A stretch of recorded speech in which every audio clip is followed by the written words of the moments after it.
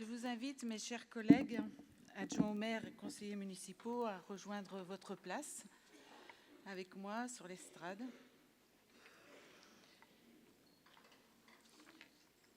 Jackie Mouchel, adjoint au maire, Joséphine Lallemand, Sylvain Caillot, Françoise Turat, Hubert Varin, Ghislaine Denbouy, Gérard Bréban, Yannick Coignat, Anne-Marie Gols, Serge Lenné, Marie-Ange Lebrequet, Claudine Coquelin. Alors Marilyn Men va nous rejoindre dans quelques instants. Patricia Bello, Françoise Covin. Yves Mongold est absent, excusé ce soir, de même que Annette Lemaguet. Nicolas Pont nous rejoint sur l'estrade. Édouard Rouland. Baptiste Larquemin, absent, excusé ce soir. Fabrice Rodriguez. Stéphane Lenné, absent, excusé. Sylvie Hervieux. Mathilde Chalier. Antoine Le Forestier, qui est présent, mais parmi les musiciens de l'ensemble orchestral de l'École municipale de musique. Véronique Fleury et David Lucas.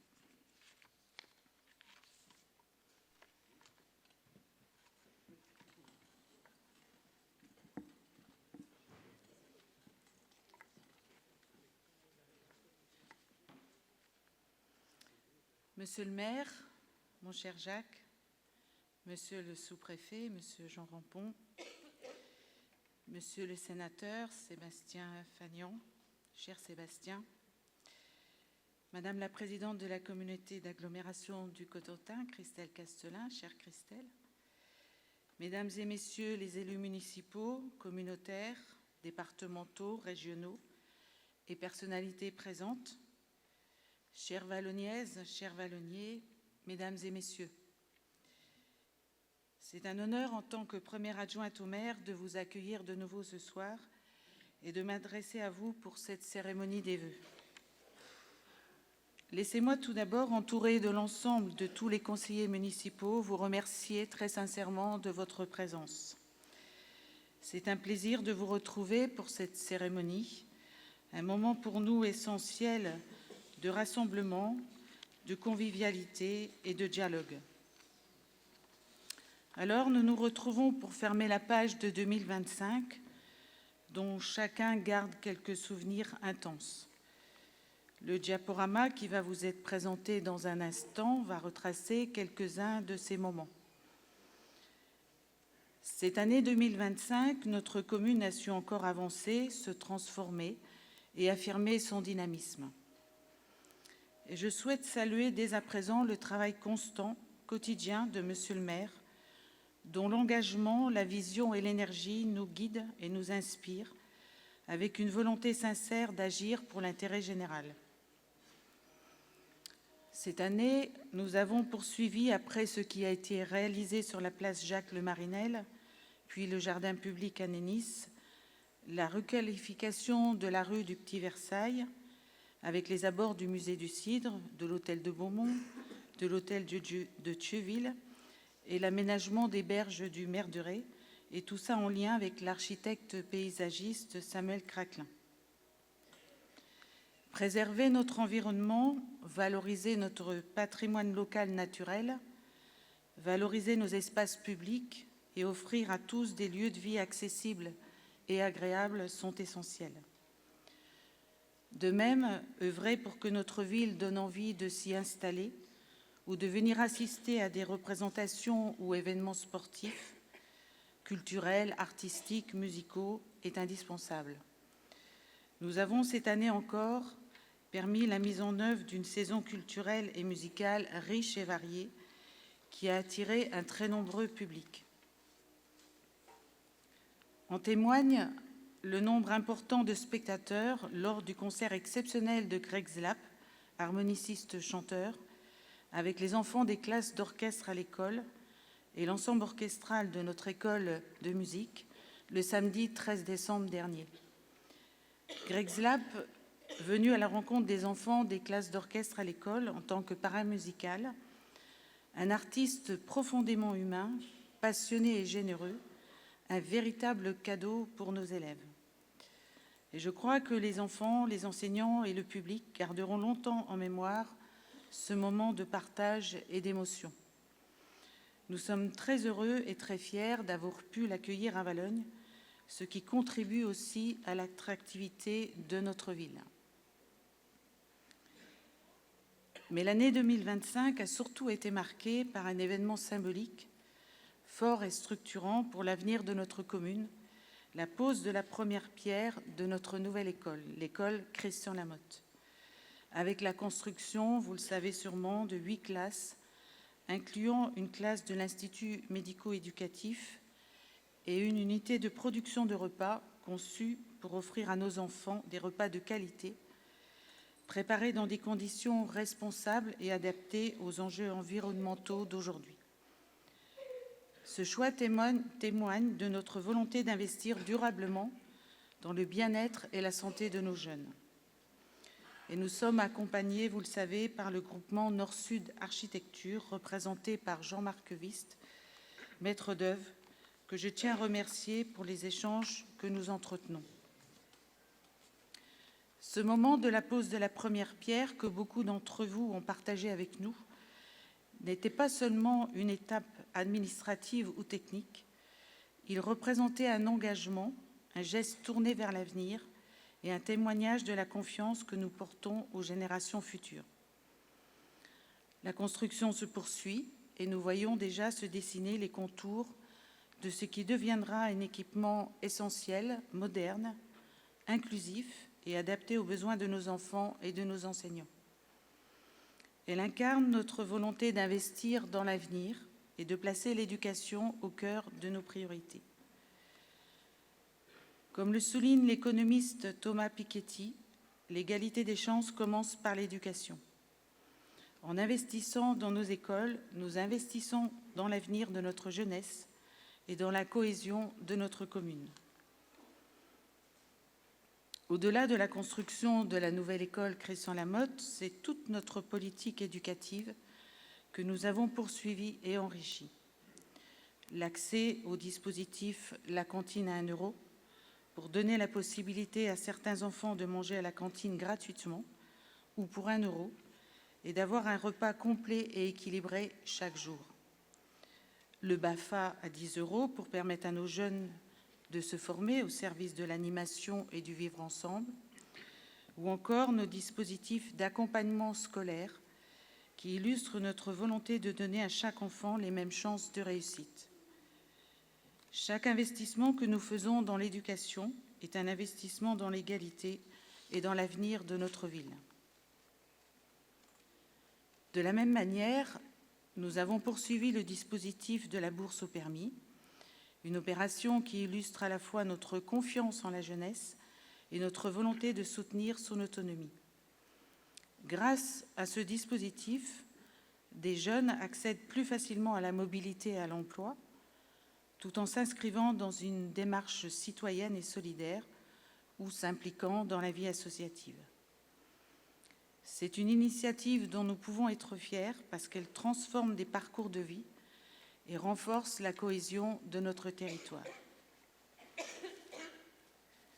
Notre municipalité a également poursuivi son engagement et son accompagnement envers les personnes les plus fragiles et les plus vulnérables.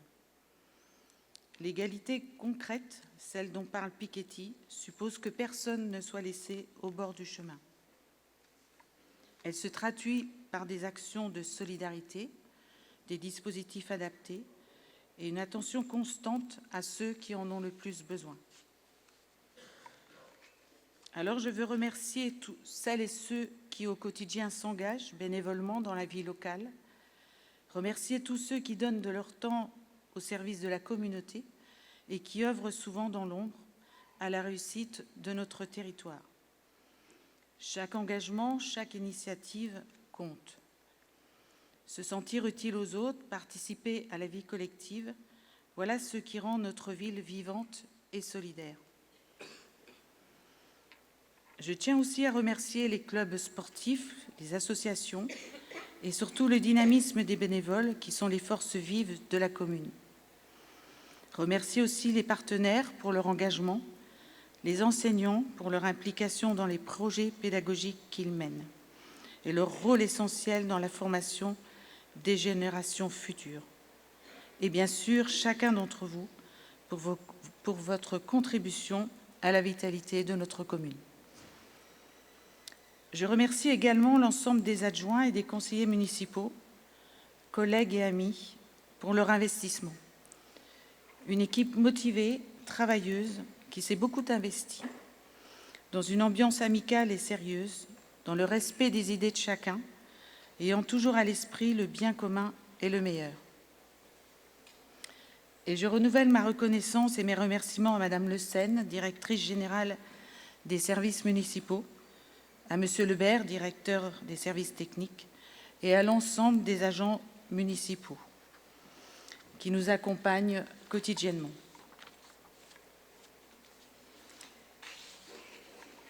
Et maintenant, comme il est d'usage, j'adresse du fond du cœur mes meilleurs vœux à mes chers collègues et amis du Conseil municipal.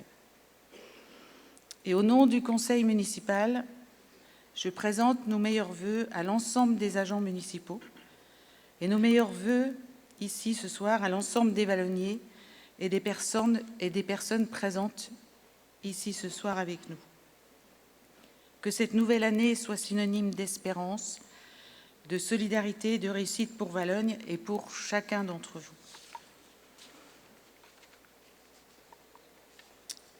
Et enfin, mon cher Jacques, Monsieur le maire, en ces débuts d'année qui marquent aussi une étape importante de notre mandat, permets-moi de t'adresser au nom de l'équipe municipale des vœux sincères et chaleureux. Ce temps de mandat est un moment particulier et à titre personnel, je souhaite te remercier pour la confiance que tu m'as accordée tout au long de ce mandat. Travailler à tes côtés est une expérience parfois exigeante, mais profondément enrichissante et toujours fondée sur le dialogue, le respect et la loyauté. Sois assuré de mon engagement. Je suis fière de travailler à tes côtés et de contribuer avec l'équipe municipale à faire avancer des projets utiles, parfois dans un contexte contraint, mais toujours avec la volonté de servir nos concitoyens. À tes côtés aussi, je mesure la constance et l'énergie que tu consacres à notre commune, y compris dans les moments plus difficiles, mais tu es toujours à l'écoute des besoins, des attentes et parfois des inquiétudes de toute une population. Cette responsabilité, tu l'assumes avec engagement, disponibilité et sens du devoir. Et ce travail quotidien mérite d'être reconnu. Alors, au nom de l'ensemble des adjoints et des conseillers municipaux, et en mon nom, je te présente nos meilleurs vœux, les plus sincères, de santé, de bonheur, de réussite dans tous les domaines, ainsi qu'à tes proches. Une très belle et heureuse année 2026. Merci à tous ceux qui ont contribué à l'organisation et à la mise en place de cette cérémonie. Les agents municipaux, bien sûr, pour ce magnifique décor au fil de l'eau que vous voyez derrière moi, en lien avec les travaux réalisés dans la rue du Petit Versailles. Un merci aussi tout particulier au Chœur de Valognes, aux musiciens de l'ensemble orchestral de l'École municipale de musique, à leur chef d'orchestre et à leur chef de chœur. Alors maintenant, je vous invite à regarder le diaporama retraçant les événements de ces derniers mois, avant que Monsieur le maire nous rejoigne.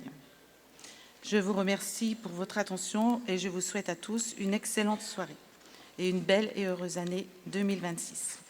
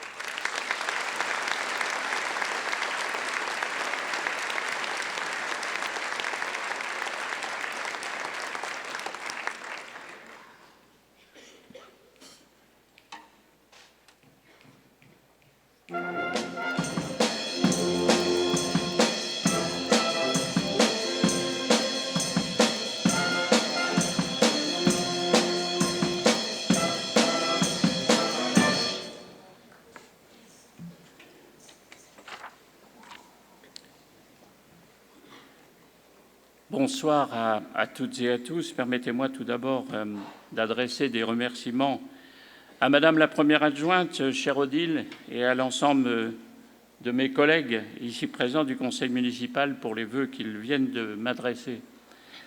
Soyez assurés que je suis extrêmement sensible à ce message, un message d'amitié, et je suis aussi sensible à l'ensemble des vœux qu'ils ont bien voulu formuler pour moi.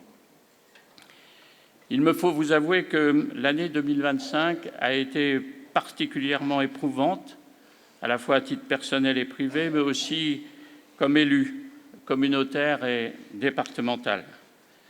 Mes chers collègues, votre soutien indéfectible, votre amitié m'ont été d'un très grand réconfort, croyez-le bien, comme d'ailleurs notre collaboration toujours aussi efficace après tant d'années. Et je crois pouvoir dire devant vous toutes et vous tous, mesdames et messieurs, que cette longévité, le secret en est certainement l'intérêt que nous portons ensemble à notre ville et à ses habitants, qui nous témoignent d'ailleurs très souvent leur gratitude et qui nous rendent fiers, très fiers, de mener au quotidien la mission qu'ils nous ont confiée. Monsieur le sous-préfet de l'arrondissement de Cherbourg, cher Monsieur Rampon, je suis vraiment très honoré de votre présence ce soir avec nous pour cette cérémonie, d'autant que je sais que vous êtes beaucoup sollicité au cours de cette période. Je suis vraiment très heureux de pouvoir vous dire, Monsieur le sous-préfet, à quel point j'apprécie à titre personnel notre collaboration. Vous êtes à l'écoute des élus, vous défendez l'intérêt général et j'oserais dire que vous n'avez pas la langue de bois, même si ce soir, malheureusement, nous ne pourrons pas le constater puisque vous ne pourrez prendre la parole dans un souci de totale neutralité en période préélectorale. Vous avez cependant, Monsieur le sous-préfet, su rétablir la vérité face aux déclarations mensongères de quelques élus au sujet de la DETR, et ça, je vous en remercie très sincèrement. Vous êtes de ces sous-préfets que l'on aimerait garder longtemps sur son territoire. Je devais accueillir M. Jean Morin, mais il ne nous a pas encore rejoint, président du conseil départemental de la Manche. J'étais heureux de pouvoir le recevoir parce que j'osais interpréter sa venue comme un signe de compréhension, en quelque sorte, à mon égard. Merci, Monsieur le sénateur, cher Sébastien Fagnan, d'être là, fidèle, une fois de plus, à notre cérémonie, et des remerciements très personnels pour ton soutien dans les épreuves que je viens de traverser. Tu n'as jamais cessé de me soutenir et je t'en remercie du fond du cœur. Je souhaite aussi, bien sûr, la bienvenue à Madame la présidente de la communauté d'agglomération du Cotentin, malgré un emploi du temps très chargé. Mesdames et Messieurs les conseillers départementaux présents ce soir, ils ne sont pas très nombreux, mais il est vrai que je suis peut-être devenu persona non grata au conseil départemental et j'en apprécie d'autant plus leur présence ce soir, mes chers collègues. Je veux également saluer, messieurs les représentants des intercommunalités voisines. J'ai aperçu Carl Dupont arriver tout à l'heure, vice-président de la communauté de communes de la baie du Cotentin. Je voudrais également saluer Alain Croiser, président du pôle de proximité du cœur du Cotentin à l'agglomération. Mon cher Alain, c'est toi qui clôtureras dans quelques jours, en même temps que Benoît arrive, et d'ailleurs chez Cherbourg-en-Cotentin, les cérémonies de vœux vendredi, donc à Yvetot-Bocage, en tant que maire de cette commune. J'y serai évidemment présent, mais je voulais d'ores et déjà te féliciter pour les travaux d'aménagement du bourg et de la mairie d'Yvetot-Bocage, qui sont une véritable réussite. Je salue tous mes collègues vice-présidents de l'agglomération qui sont dans cette salle, que j'ai salué tout à l'heure individuellement, mais je ne les ai peut-être pas tous rencontrés. Je salue également tous les élus communautaires, départementaux, régionaux. Je voudrais saluer M. Hubert Lefebvre, le président des maires ruraux, qui nous fait l'honneur et l'amitié de sa présence ce soir. Les élus municipaux, mes chers collègues maires, je ne vais pas pouvoir les citer tous parce qu'ils sont nombreux. J'en ai accueilli quelques-uns tout à l'heure, dont Benoît Arrivé, maire de Cherbourg-en-Cotentin, mais aussi des collègues venus du Val-de-Serre, de la région de Montebourg ou du secteur de Saint-Sauveur-le-Vicomte. Merci d'avoir répondu présent à cette invitation. Merci à tous ceux qui, nombreux, m'ont transmis des messages d'amitié et de soutien ces dernières semaines. Je voudrais saluer, mesdames et messieurs les élus honoraires, et plus particulièrement cher Jean-François Legrand, qui a été un vrai modèle pour le jeune militant gaulliste que j'étais dans les années 70-80.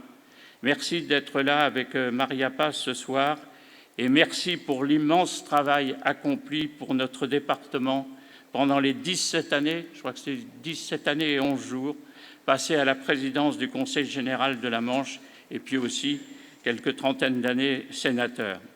Je salue la présence de notre député honoraire, Claude Gatignol, mesdames et messieurs les représentants des autorités civiles, militaires et religieuses, mesdames et messieurs les représentants des chambres consulaires, mesdames et messieurs les chefs d'entreprise et commerçants, ils sont nombreux ce soir, mesdames et messieurs les représentants de la Fondation du Bon Sauveur et du Centre hospitalier public du Cotentin, bienvenue aussi à mesdames et messieurs les présidents et membres d'associations, dont les associations patriotiques, monsieur le directeur général des services de la communauté d'agglomération du Cotentin, cher Laurent Renil-Moal.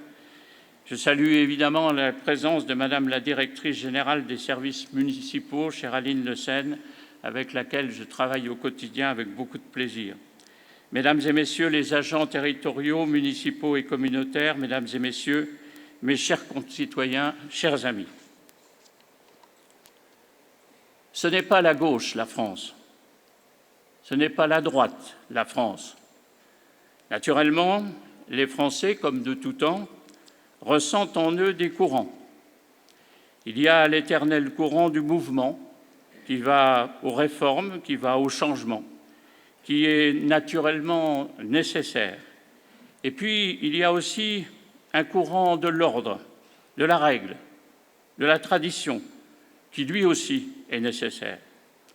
Eh bien, c'est avec tout cela qu'on fait la France. Prétendre faire la France avec une fraction, c'est une erreur grave.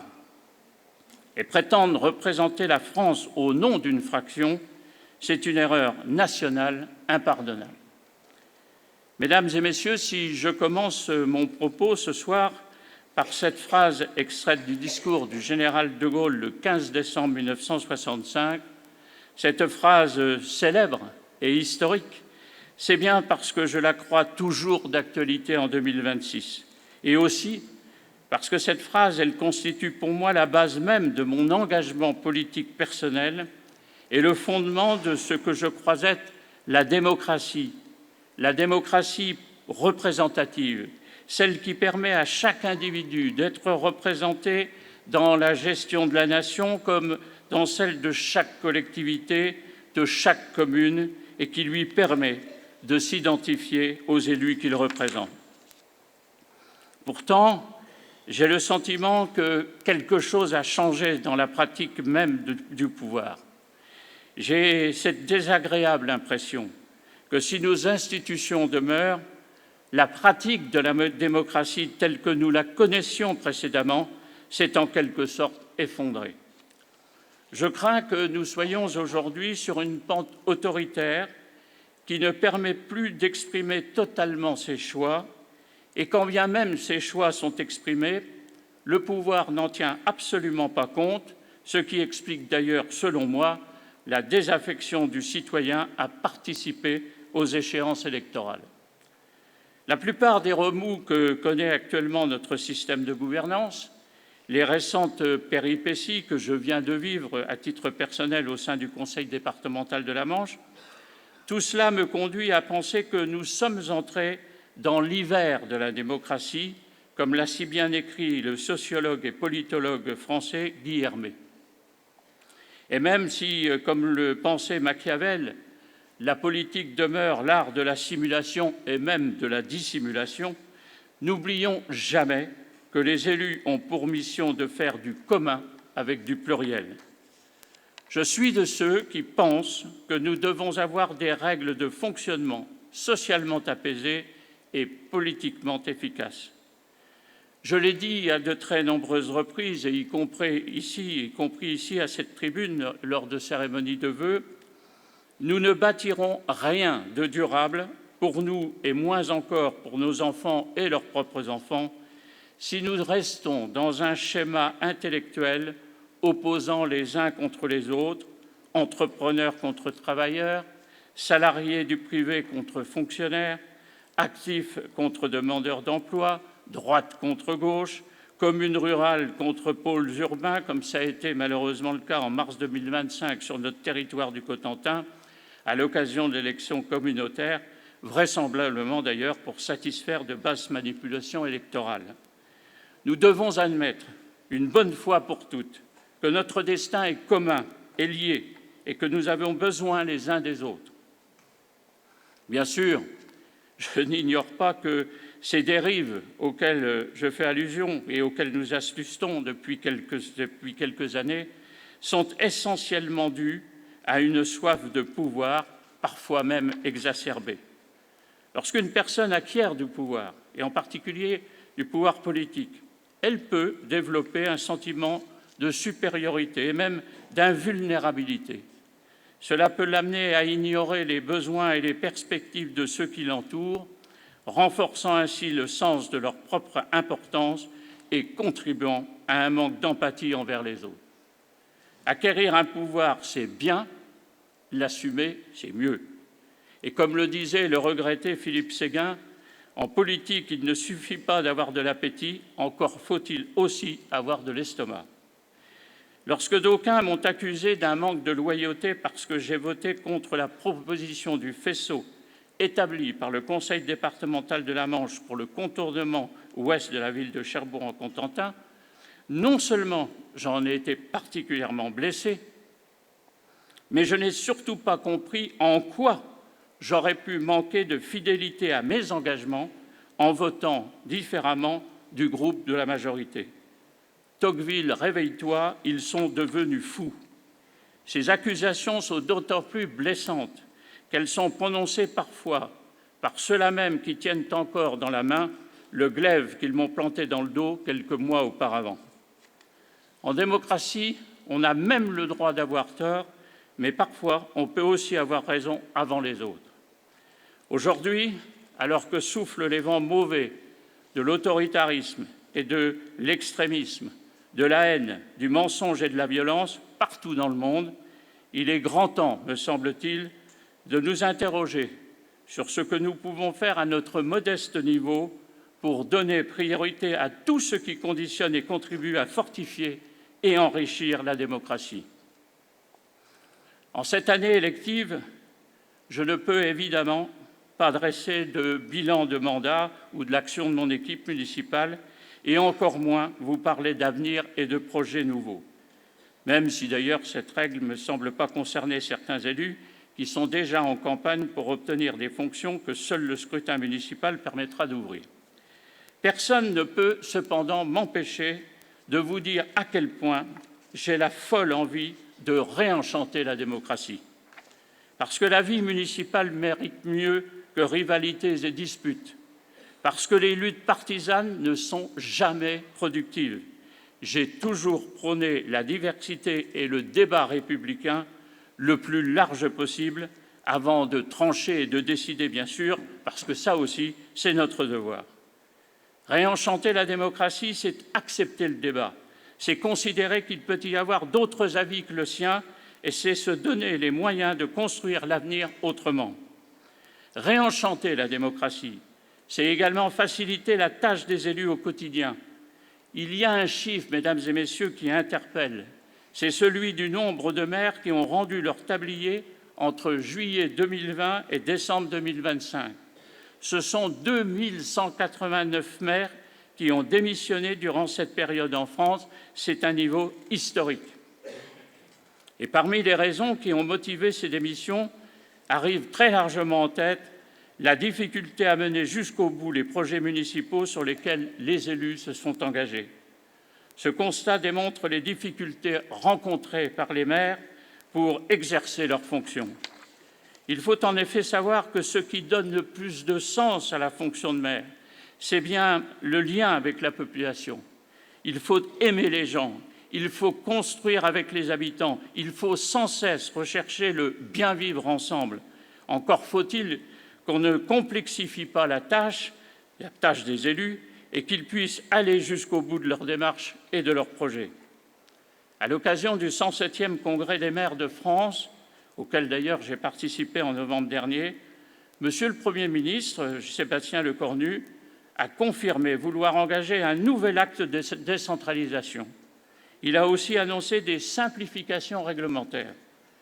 Les maires accueillent ces déclarations avec une certaine satisfaction, mais à condition que ces promesses ne se limitent pas à un simple ajustement administratif ou à une redistribution comptable des compétences. Sur le plan des finances, les communes ont impérativement besoin de disposer d'une véritable autonomie fiscale. Il faut pour cela remplacer la fiscalité nationale par une fiscalité locale, sans que soit évidemment augmenté le niveau global des prélèvements obligatoires. Le président de l'AMF, David Lisnard, a présenté ce congrès comme celui de l'émancipation des communes, de la volonté populaire locale, du pays qui se démène, qui se bat pour la sécurité, pour la prospérité, qui affronte les difficultés, la pauvreté pour s'en sortir. Plus qu'un État centralisateur, méfiant, sans stratégie et ayant perdu la capacité de faire, et des collectivités cantonnées dans un rôle de sous-traitante, l'AMF, l'Association des maires de France, propose une autre voie, celle de la décentralisation ambitieuse, fondée sur la confiance, la responsabilité, la proximité et la liberté. Je suis, pour ce qui me concerne, totalement en phase avec cette vision des choses. Les communes doivent avoir une totale autonomie et une capacité à faire par elles-mêmes. Les communes ne doivent dépendre ni de l'État, ni de la communauté de communes ou d'agglomération. Les difficultés rencontrées par les communes aujourd'hui ne sont pas seulement d'obtenir des financements pour investir. Elles ne parviennent plus à fonctionner. Près de 4 300 communes ont atteint un seuil d'alerte dans notre pays, et cette situation se dégrade chaque jour davantage.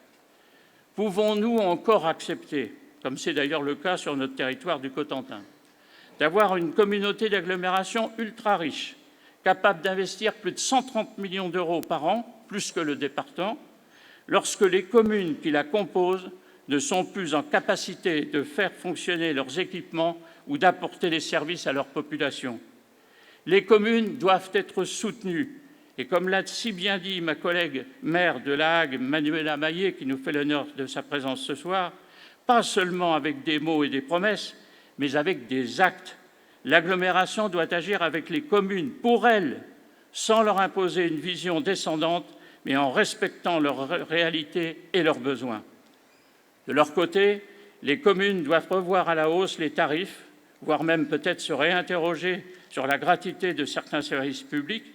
Notre ville, d'ailleurs de Valognes, n'échappera pas à cette mesure, nous en avons pleinement conscience. De la même manière, nous avons à relever le défi du programme Aval du futur, j'en parlais il y a un instant avec monsieur le sous-préfet, qui a été lancé par Orano pour assurer la pérennité du traitement et recyclage des combustibles nucléaires usés. C'est l'ensemble de notre territoire qui doit sortir gagnant de ce nouveau challenge.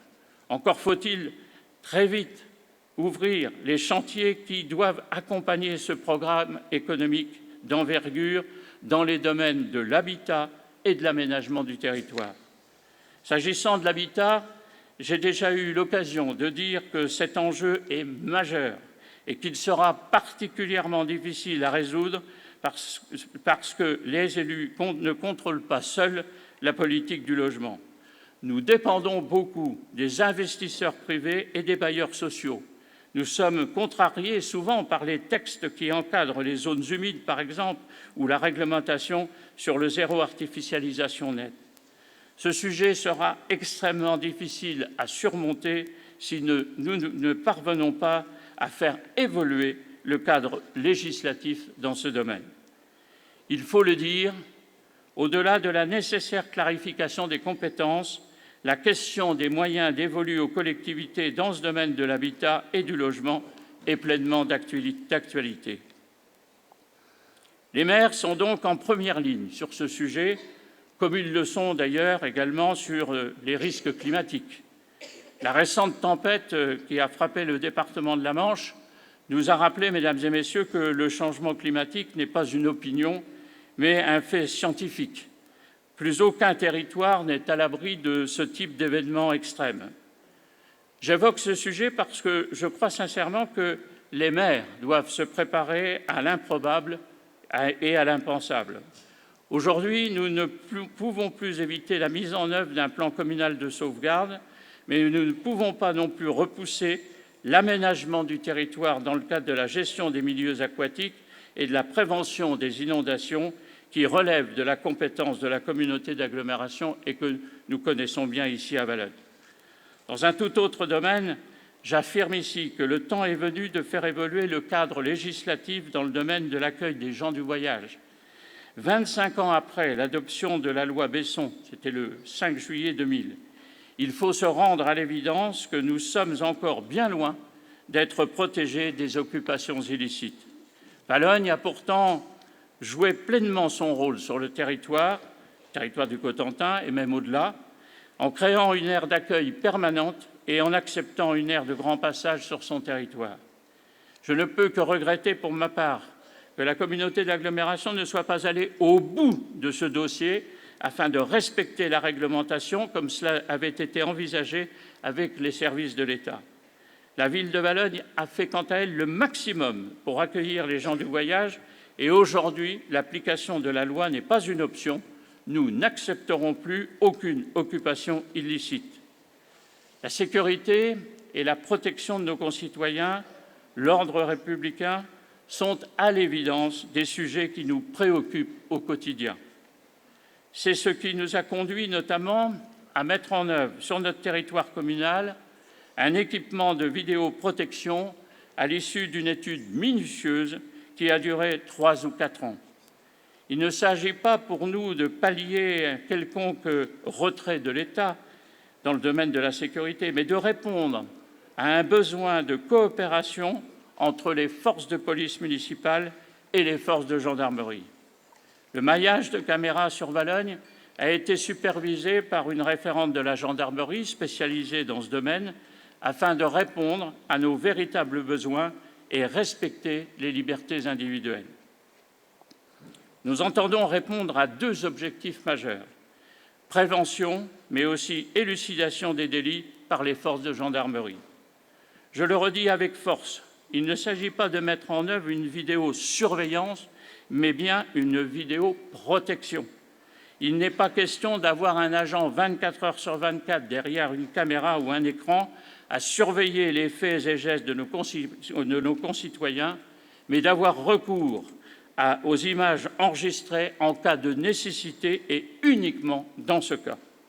C'est en protégeant les libertés que l'on construit une sécurité durable et sociale. Opposer la sécurité et liberté est totalement absurde parce que l'efficacité sécuritaire repose sur la confiance et la légitimité démocratique. Il s'agit d'un investissement lourd, mais absolument nécessaire à mes yeux pour assurer la tranquillité de nos administrés. Aujourd'hui, plus que jamais, nous devons d'ailleurs être attentifs aux dépenses de nos collectivités, qu'il s'agisse de l'investissement comme du fonctionnement. Il nous faut aller à l'essentiel. J'avoue être parfois surpris par l'ampleur de certains projets qui me paraissent démesurés eu égard à la situation financière de nos collectivités. Lorsque les départements affirment à raison, que leurs finances sont au bord de l'asphyxie et que les ponctions financières imposées par l'État leur interdisent de mener à bien leurs actions de base, est-il raisonnable d'engager des chantiers de grande envergure qui dépassent très largement les 100 millions d'euros et qui risquent de mettre à mal les projets plus modestes qui attendent depuis des années. Est-ce plus raisonnable de dépenser sans compter au prétexte et au seul prétexte qu'une collectivité en a les moyens? Il s'agit d'argent public et cette seule précision nous impose d'agir avec responsabilité, humilité et parcimonie. Soyons raisonnables et posons-nous les vraies questions. La dépense que j'engage est-elle une réelle nécessité? Puis-je agir différemment et entrevoir une solution plus économique, moins onéreuse et tout autant efficace? Soyons raisonnables et soyons courageux parce que la prise de décision aussi demande du courage. Et sur ce sujet du courage en politique, je dois avouer que j'apprécie particulièrement l'analyse qui a été faite par Jean Jaurès, qui déclarait dans un discours de 1903, ce n'est pas d'aujourd'hui, « Le courage, c'est de chercher la vérité et de la dire. C'est de ne pas subir la loi du mensonge triomphant qui passe et de ne pas faire écho de notre âme, de notre bouche et de nos mains aux applaudissements imbéciles et aux huées fanatiques. » L'actualité, mesdames et messieurs, nous montre tous les jours que de nombreux responsables politiques et de tous bords, contrairement aux alibis qu'ils se donnent, préfèrent se laisser porter par le vent des opinions faciles plutôt que de faire face aux difficultés auxquelles ils sont confrontés. Il leur semble sans aucun doute plus confortable et bien plus efficace en termes d'exposition de soutenir les applaudissements imbéciles et les huées fanatiques plutôt que de s'embarrasser avec la vérité. Comme l'avait d'ailleurs souligné un éditorialiste, j'aime beaucoup cette phrase, « Si l'incompétence était une source d'énergie, nous n'aurions plus de problème d'approvisionnement. » Cette vérité, trop souvent manipulée et tronquée, notamment sur les réseaux sociaux qui regorgent de ce que d'aucuns appellent les fake news et que je continue de nommer pour ma part les fausses nouvelles, alliées à l'intelligence artificielle, des pratiques qui nous réservent sans aucun doute à court terme de nombreuses déconvenues. Alors, mesdames et messieurs, à ce stade de mon propos, il me paraît intéressant de savoir si nous devons sombrer dans un pessimisme qui ouvrirait la voie à tous les renoncements ou, au contraire, s'afficher comme Léon Blum en optimiste invétéré, incurable et incorrigible. Ce que je crois, en réalité, ce qui me paraît le plus pertinent, c'est de rester lucide, de prendre tous les sujets à bras-le-corps et de tout mettre en œuvre pour affronter et régler les difficultés. Cette attitude m'est encore inspirée par le gaullisme. Dans son message du 18 juin 1940, le général de Gaulle n'affichait pas de l'optimisme, mais en revanche, une immense confiance en notre capacité de nous libérer. À nous, mesdames et messieurs, à nous, élus, d'afficher en 2026 notre capacité à faire, notre volonté à réaliser nos projets parce que nous en avons la force et le courage. Sur mes cartes de vœux, j'ai écrit « Les souhaits créent les projets, seule la volonté les réalise ». Voilà ce que je souhaite profondément pour Valognes et pour chacune et chacun d'entre vous. Je vous souhaite une belle année 2026. Je vous souhaite d'être heureux, de conserver ou recouvrer la santé. Je vous souhaite une pleine réussite dans tous vos projets. Et pour conclure mon intervention, comme je le fais chaque année, à la façon de nos ancêtres du Cotentin, je vous souhaite bon pied, bon œil, bonne dent et le paradis à la fin de vos jours.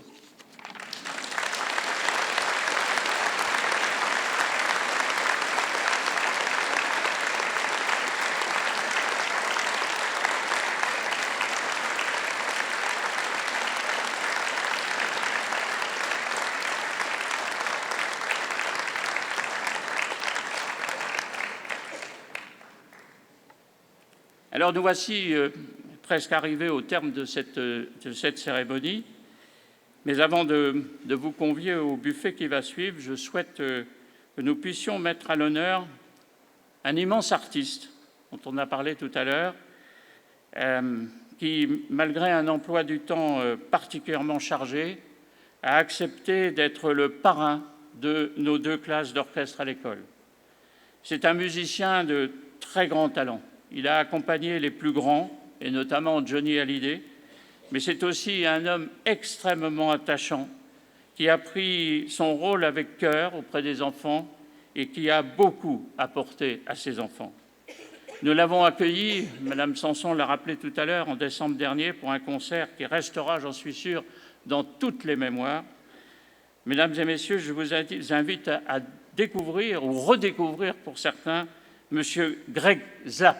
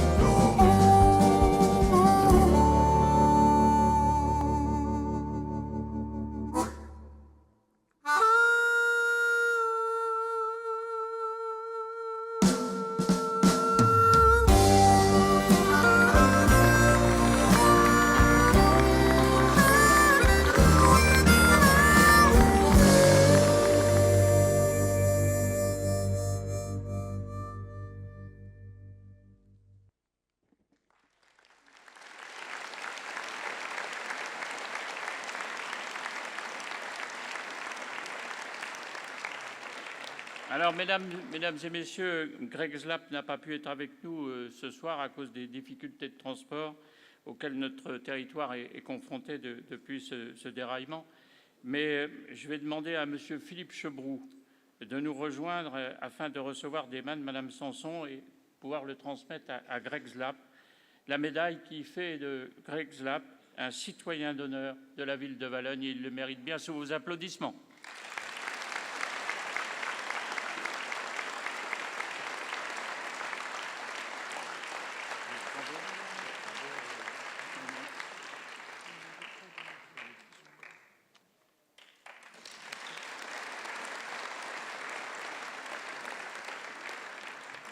Voilà, avant de conclure cette cérémonie, et on va conclure en musique avec l'ensemble orchestral de l'École municipale de musique, sous la direction de M. Philippe Chebroux et les chœurs dirigés par M. Thierry Soyer. Je crois qu'on peut encore les applaudir parce qu'ils nous ont fait une prestation de grande qualité.